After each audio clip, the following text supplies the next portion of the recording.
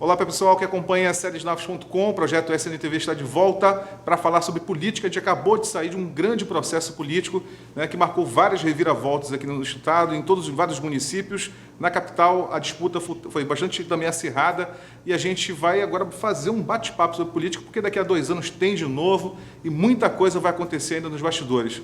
O Fábio Renato é empresário do setor de comunicações, mas também é filiado ao partido político, no momento está no PSDB, né? Acompanha como ninguém o cenário político aqui no estado. E aí, surpreendeu o resultado, Fábio? Na verdade, o resultado foi o esperado.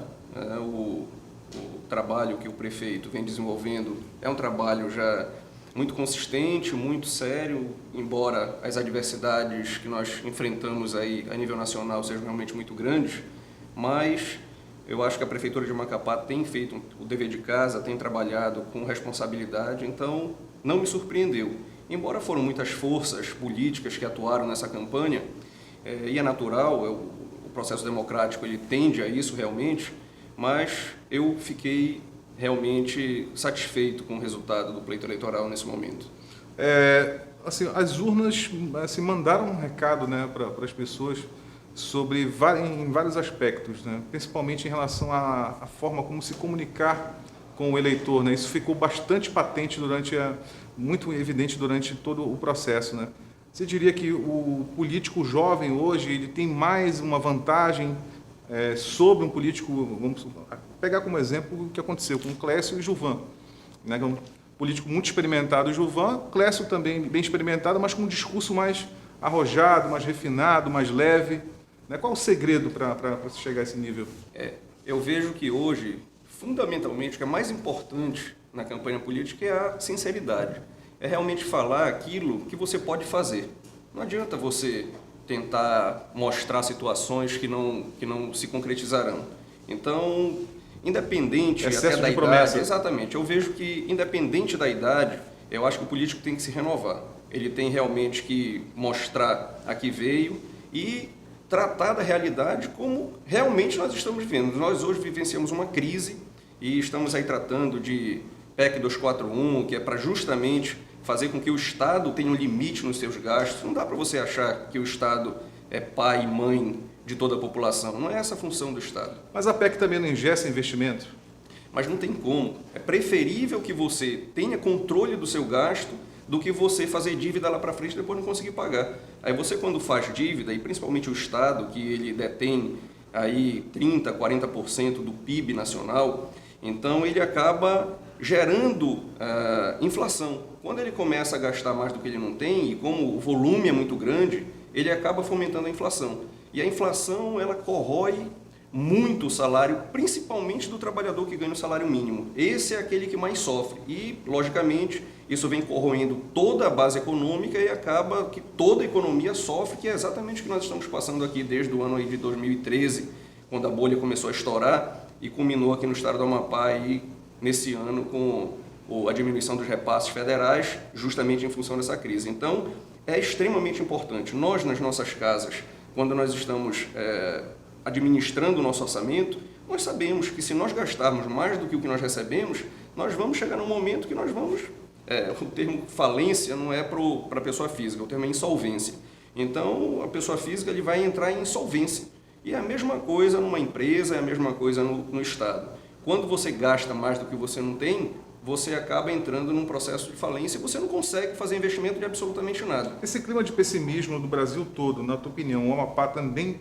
Quer dizer, a gente também sentiu a crise aqui, mas eu diria que a gente sentiu a crise aqui na mesma proporção do que nas grandes cidades? Eu diria ou é uma crise diferente? Não, nós sentimos a crise aqui com um atraso no estado do Amapá. Por quê?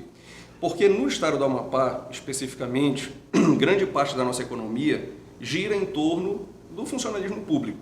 Então, enquanto não havia atraso no funcionalismo público, nós sentimos a crise, mas não com tanta intensidade.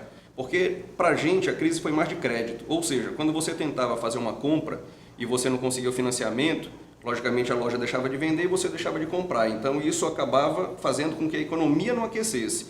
No entanto, o funcionalismo público continuava recebendo normalmente.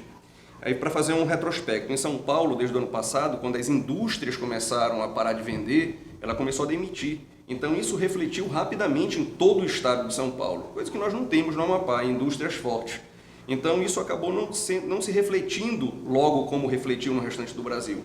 Mas o Amapá, no momento que o Brasil deixou de arrecadar com a falta das vendas no Brasil inteiro, o fundo de participação dos estados e municípios diminuíram e aí forçou o governo do estado, por exemplo, a tomar essa decisão em função da diminuição das receitas que entraram aqui. Por isso que eu digo, o Amapá sofreu com um certo atraso, 1 ano de atraso a crise. E eu imagino que a crise também ela está chegando ao seu fim no restante do Brasil. E, logicamente, a economia vai voltar a aquecer, eu imagino que aí no começo do próximo ano, mas o Amapá também entrará nesse processo de retomada com um certo atraso, porque como depende do recurso federal, em função aí das distribuições de fundo de participação, esse valor começará a entrar também com atraso. Então entramos por último na crise, mas também sairemos por último dela. Voltando um pouco para a política, a gente teve um recorde no Brasil, né, que foram uma abstenção acima de 20%. Aqui no Amapá foi até mais, né, acho que 22% das pessoas não compareceram, dos eleitores não compareceram nas urnas para votar. Na tua opinião, isso se deve a quê, já que você defende muito a participação do cidadão na vida política, até como filiado a partido político mesmo? Isso se deve à descrença da população, de modo geral, na política. Que isso é um erro absurdo. Porque nós, como cidadãos, nós temos... O erro é não participar da política. O erro é não participar. E lhe digo por quê. Porque nós temos direitos e deveres numa sociedade. Logicamente, nós estamos mais acostumados a falar de direitos para isso, direito para aquilo, e esquecemos dos nossos deveres. Então, deveres nós temos em vários momentos da nossa vida. Nós temos deveres nas nossas famílias, com os nossos filhos.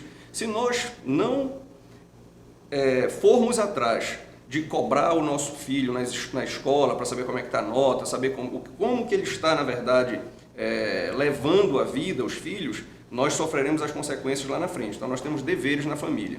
Temos deveres também nas nossas igrejas. Não adianta nada você achar que em uma igreja você só tem a responsabilidade, muitas das vezes, de assistir uma missa ou um culto. Você tem dever com a comunidade frente a uma igreja. Nós temos deveres também nas nossas associações, seja uma associação de bairro, seja ela uma associação como a ABB, que eu gosto muito de citar os exemplos. Então, nós temos deveres em vários momentos da nossa vida. Temos deveres no nosso trabalho. Nós temos o dever de desempenhar bem a nossa função. Assim como também nós temos o dever de participar da vida política. E esse dever de participar da vida política, ele se faz através dos partidos.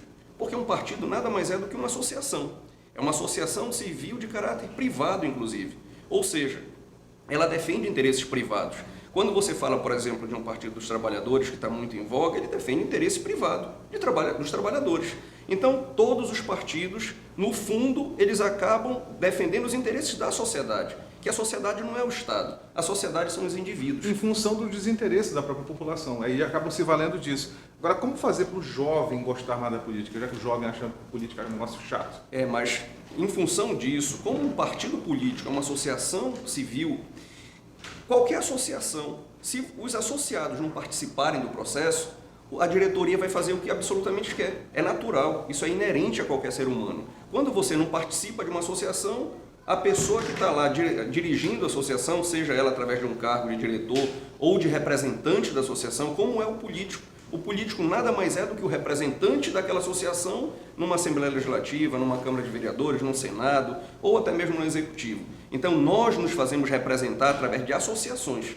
E essas associações, que são os partidos, escolhem candidatos que participarão de um pleito e serão votados. E se nós não estivermos participando da vida política através dos partidos políticos, esses representantes vão fazer o que querem, absolutamente o que querem. Então, esse é um processo que precisa mudar. Não é fácil você deixar muitas das vezes o conforto da sua casa para participar de um processo de um partido político, mas é inevitável. Se nós não participarmos, a política vai ser feita por políticos que vão fazer absolutamente aquilo que sempre querem e só vão pedir nossos votos em época de eleição. Para finalizar, eu queria aproveitar a tua presença aqui, porque não dá para não falar do maior provedor de internet do estado, que é a Você Telecom. O Fábio é diretor da Você Telecom. E eu queria, assim, no Google Analytics, que é o site que reflete o comportamento de acessos do nosso site, do sitenet.com, lá aparece um relatório que diz que a Você Telecom, é pela Você Telecom que acontece a maior parte dos acessos do site, né? 2016 terminou, fecha, qual é o balanço, assim, não só da empresa, mas eu falo assim, a relação entre a internet, né? Quer dizer, o usuário e a internet mudou muito, né? Assim, a gente está fechando o 2016 assim, uma nova fase, né? Sim, 2016 nós podemos dizer que foi um ano do vídeo, né? Hoje tudo na internet é vídeo. É exemplo do seu site hoje que é vídeo, é YouTube, é Netflix. Hoje o assinante, muitos dos nossos assinantes deixaram de ter TV por assinatura para assinar um conteúdo, por exemplo, como Netflix e outros conteúdos, como o próprio Apple TV, o próprio Google tem conteúdo de vídeos também. Então esse é o futuro, né? Em função disso, nós ainda não consideramos que o ano acabou, ainda temos vários projetos que estão finalizando ainda nesse ano. Um deles que é primordial é para nós conseguirmos dar uma vazão maior para o nosso atendimento telefônico, que hoje, em função da quantidade de clientes, os nossos pontos de atendimento não suportam toda a necessidade do nosso usuário. Então, nós estamos, nesse momento, fazendo com que esse atendimento seja eletrônico. O assinante ele conseguirá ter informação de forma eletrônica, ou seja, ele terá um acesso muito mais rápido à informação que ele precisa. E um outro ponto também é o investimento em mais capacidade, porque a empresa acabou tendo realmente um boom muito grande nesse ano de 2016, e nós estamos já há 6 meses aguardando que as operadoras façam ampliação dos nossos circuitos. E isso deve acontecer uma parte já agora no final de novembro e outra parte em dezembro. Ampliação dos circuitos quer dizer o quê? Ampliação do circuito significa para o usuário. Mais capacidade, mais velocidade. E em breve teremos novidades aí para os nossos assinantes, que tem planos hoje mínimos de 5 megabits até 50 megabits. Possivelmente nós deveremos aumentar essas velocidades e estamos aguardando justamente essa finalização dessa ampliação das operadoras para que nós possamos entregar mais ainda velocidade para os nossos assinantes. Fábio, brigadão. Eu que agradeço. Muito obrigado. A gente vai voltar a conversar sobre política e sobre economia também, porque o bate-papo com o Fábio é sempre muito proveitoso. A gente aprende muita coisa com o Fábio. Obrigado, pessoal. Até a próxima.